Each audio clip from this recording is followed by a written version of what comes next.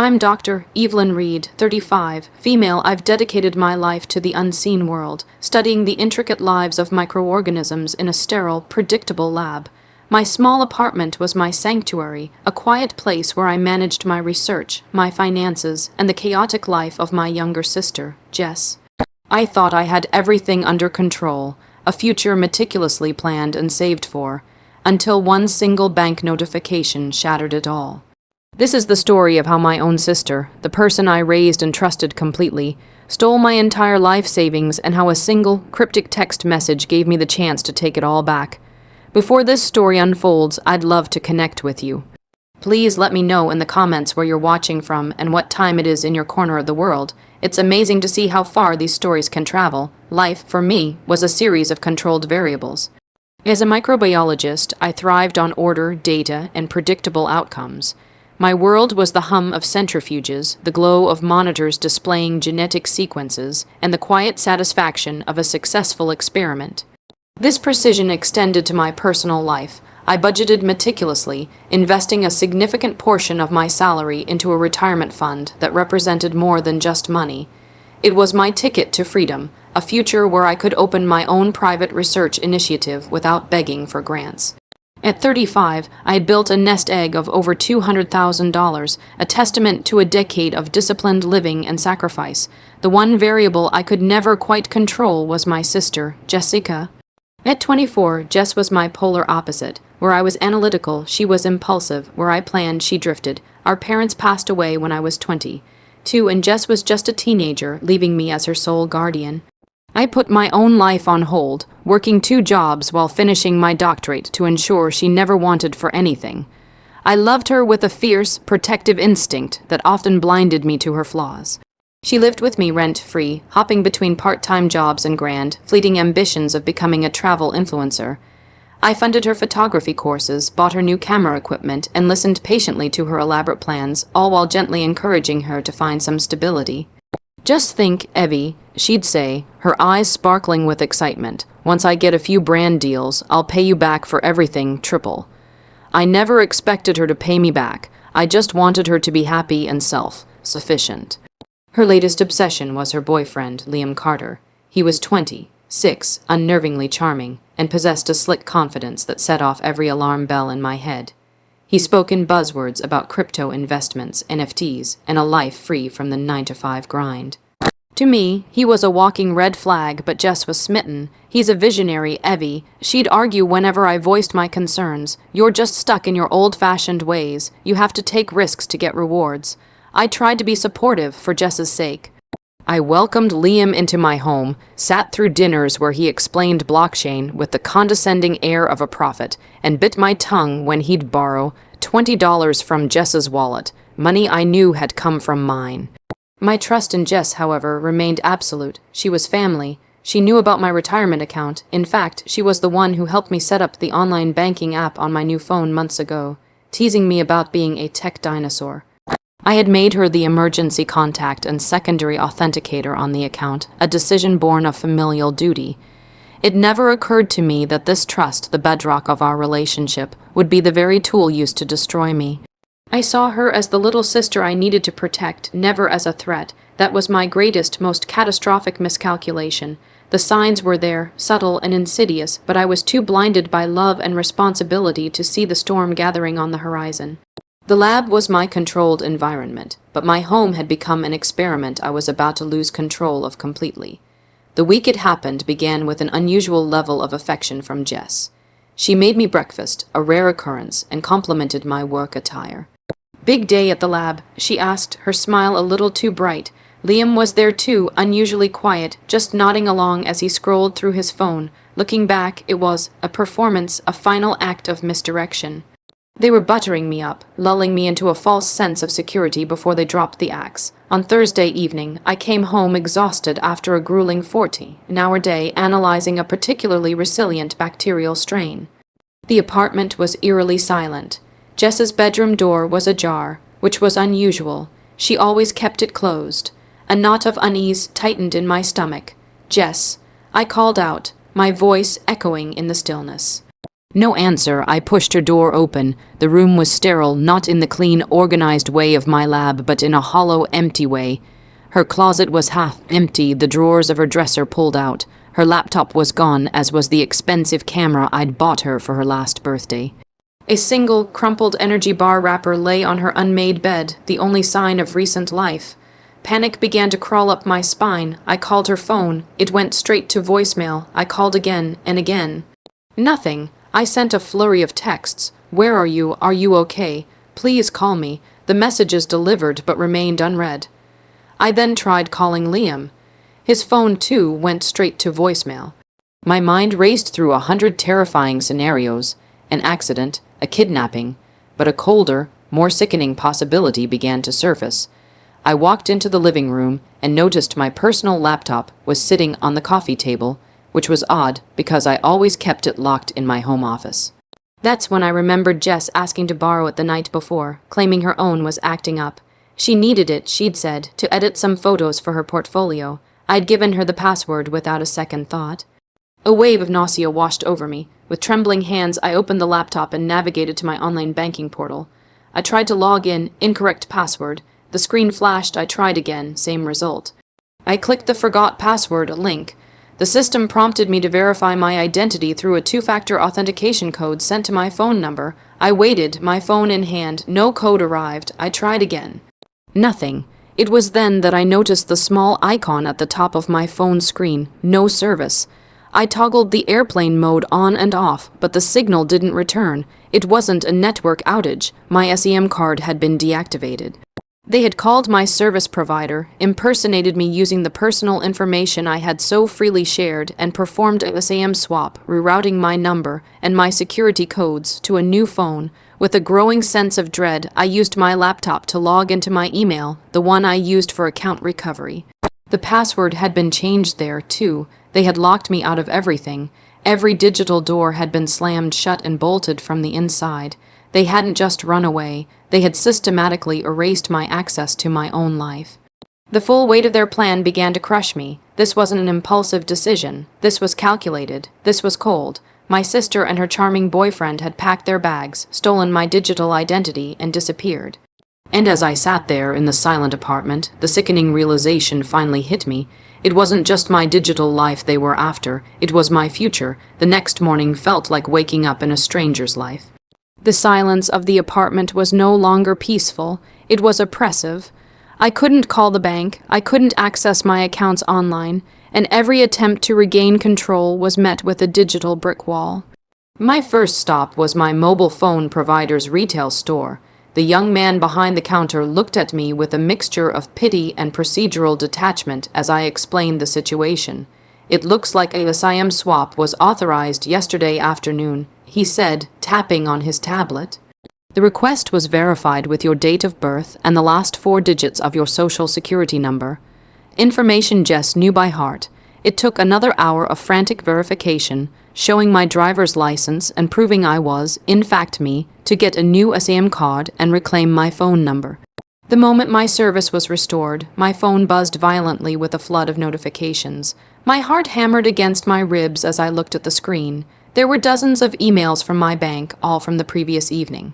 Password change notification, email address change notification, large withdrawal alert. My blood ran cold. I finally managed to get through to the bank's fraud department, my voice shaking as I explained the situation to the operator.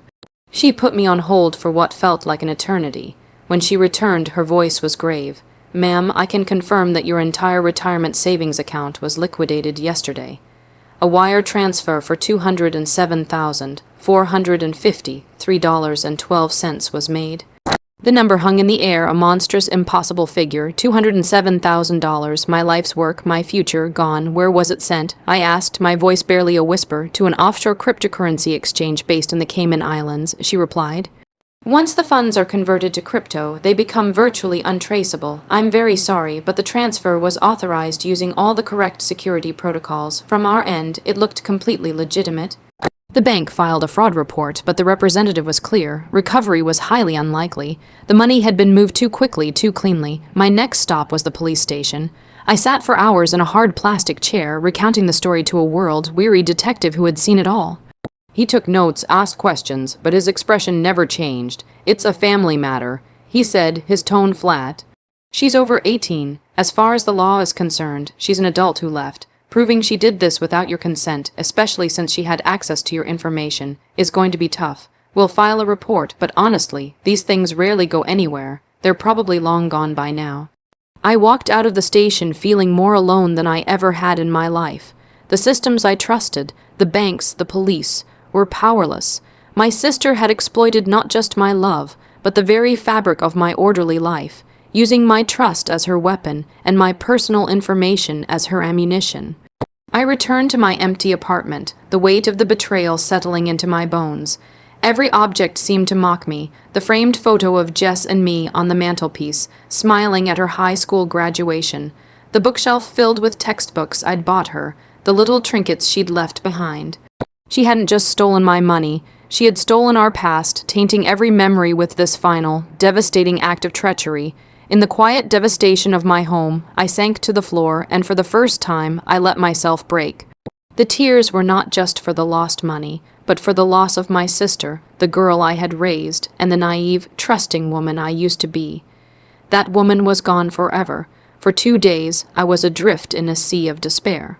I called into work sick, something I hadn't done in years, and barely left my couch. The world felt muted, the colors drained. My best friend and senior lab tech, Ben Wallace, was the one who pulled me out of it. He showed up at my door with a bag of groceries and a look of stern concern. "You didn't answer my texts," he said, walking past me into the kitchen. "Talk to me, Evie. What's going on?" I told him everything. Ben listened patiently, his usual jovial demeanor replaced by a quiet intensity. He didn't offer platitudes or false reassurances. Instead, when I was finished, he just nodded slowly. "Okay," he said, his voice firm. "So, the conventional methods failed. The bank can't help, the cops won't help. That doesn't mean it's over. It just means we have to stop playing by their rules." Ben was a pragmatist, much like me, but with a cynical edge I lacked. "They use technology to do this," he continued, "so we'll use technology to find them." He reminded me of an old friend from our university days, Sarah Jenkins. While I had pursued biology, Sarah had been a programming prodigy, a ghost in the machine who now ran her own cybersecurity firm. "If anyone can find a digital footprint, it's her," Ben insisted. He was right. It was a long shot, but it was better than surrendering. I found Sarah's number and called her. After the initial shock and condolences, her voice shifted, becoming sharp and analytical.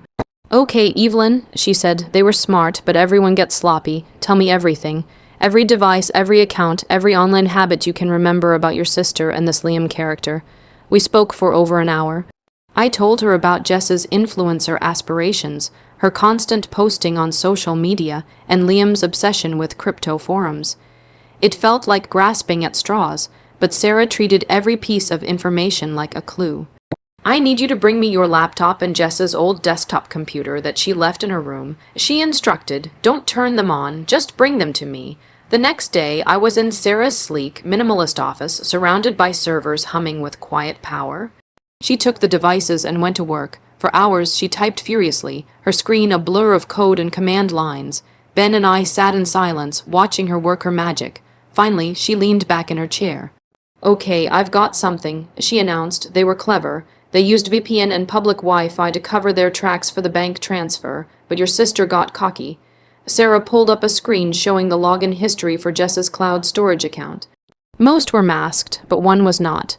2 days before they disappeared, she had logged in from a small, independent coffee shop in a town 3 hours north.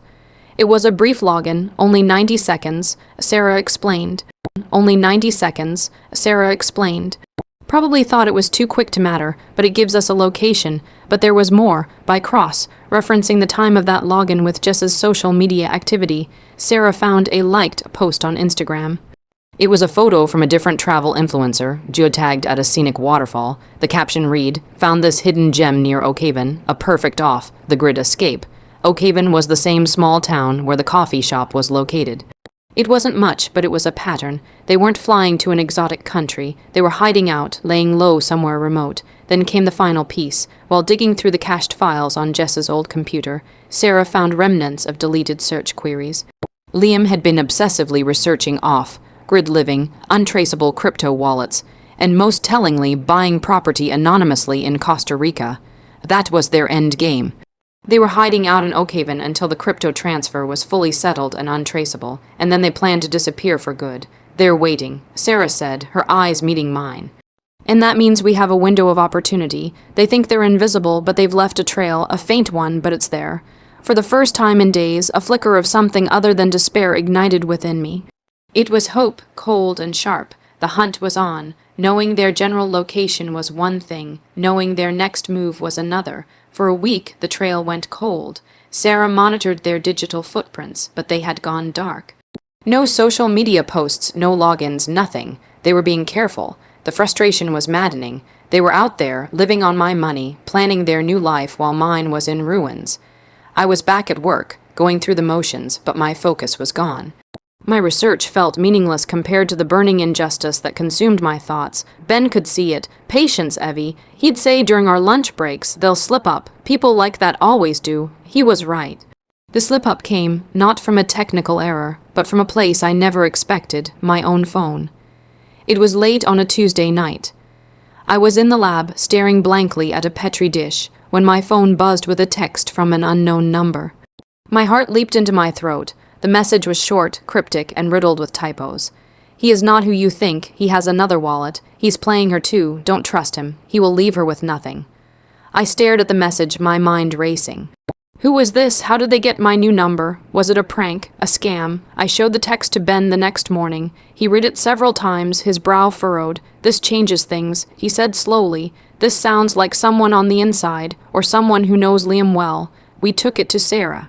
Her approach was, as always, purely technical. Let me see if I can trace the number's origin, she said. It took her less than an hour. The number was from a burner phone, activated only a few hours before the message was sent. The signal had pinged off a cell tower near Oakhaven, so the sender is near them. I mused, but who would have a motive? Sarah dug deeper, not into the phone, but into Liam. She ran his name through databases far more comprehensive than a simple background check. What she found was staggering. Liam Carter wasn't his real name. His legal name was Leo Vance, and he had a history. There were 2 prior fraud complaints against him, both from young women who claimed he had charmed them into investing their savings into his schemes before vanishing. Both cases were dropped due to lack of evidence. He was a professional, a predator who preyed on women with financial assets. Jess wasn't his partner in crime. She was just his latest victim and his tool to get to my money. The text message suddenly made perfect, horrifying sense. It wasn't a random warning. It was a cry for help. The sender wasn't trying to help me. They were trying to warn Jess. But they were too afraid to contact her directly, so they had contacted me, the one person with the resources and motivation to intervene. And the cryptic mention of another wallet was the key. Liam was planning to double, cross my sister, moving the funds into a separate crypto wallet that she knew nothing about, leaving her high and dry once he was done with her. My anger towards Jess was still a raw, open wound, but a new, more powerful emotion surged through me, a cold, protective fury.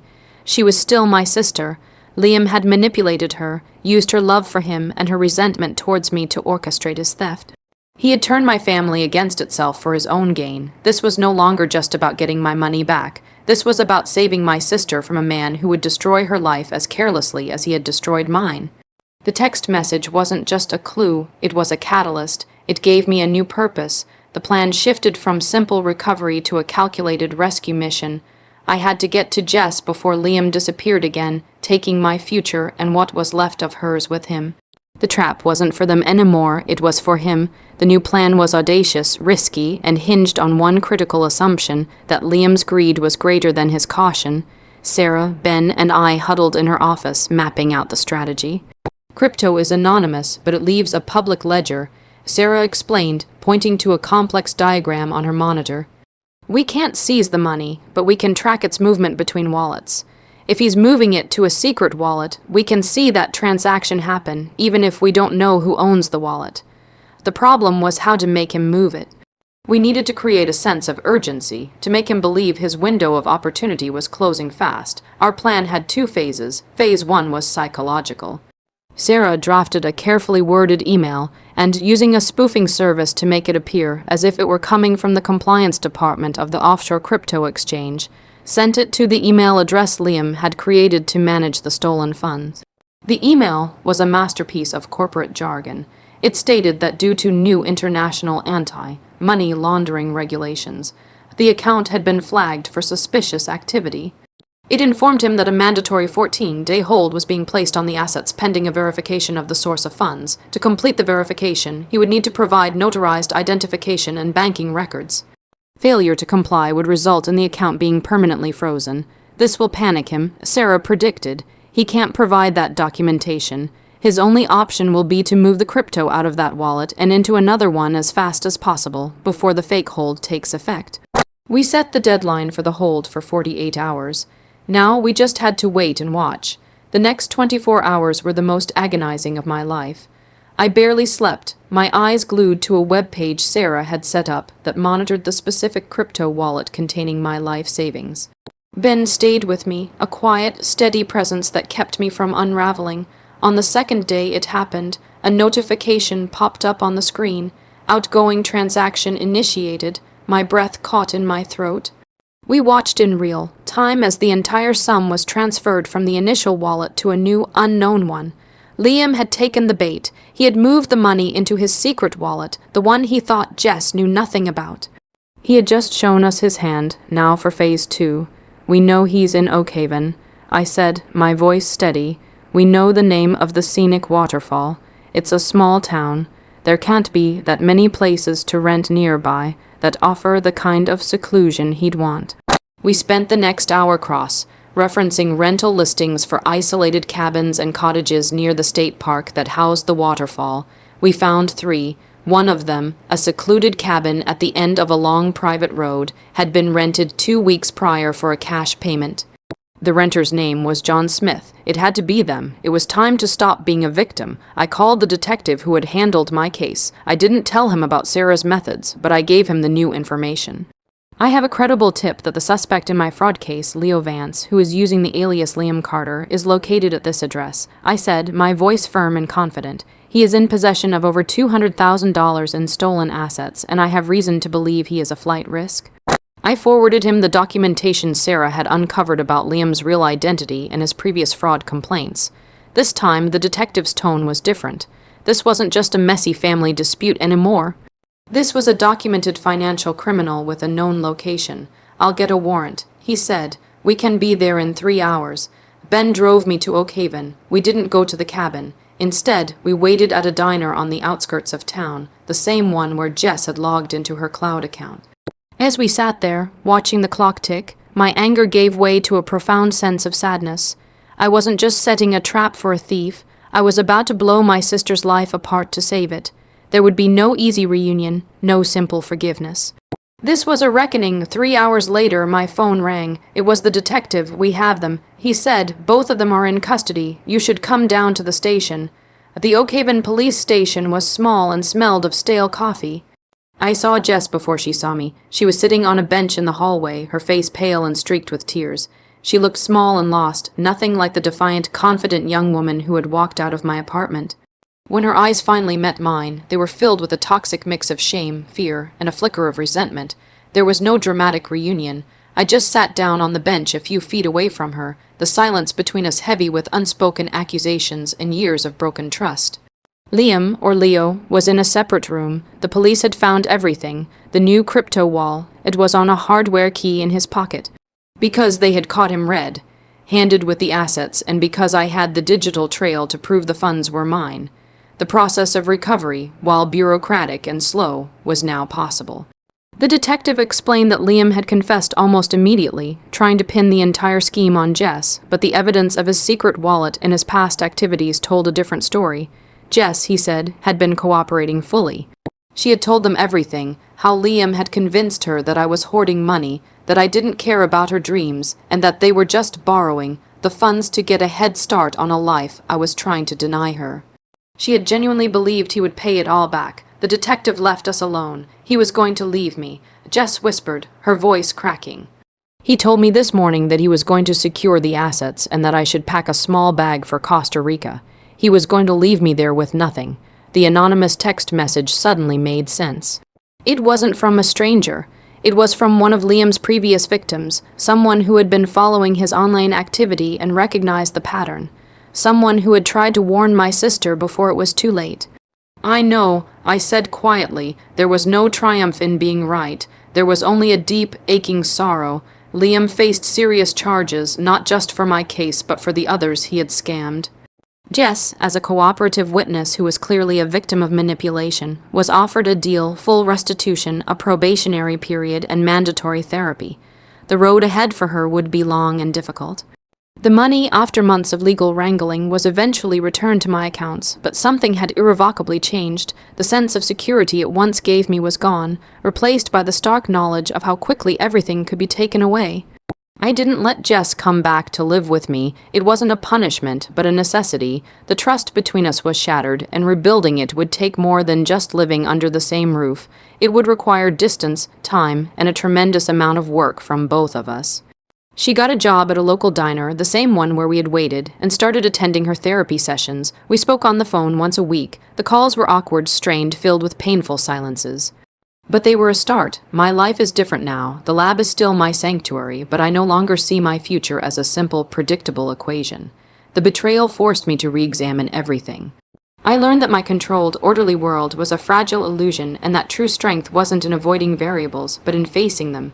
The empty space in my apartment, once a symbol of loss, slowly became a symbol of my own resilience.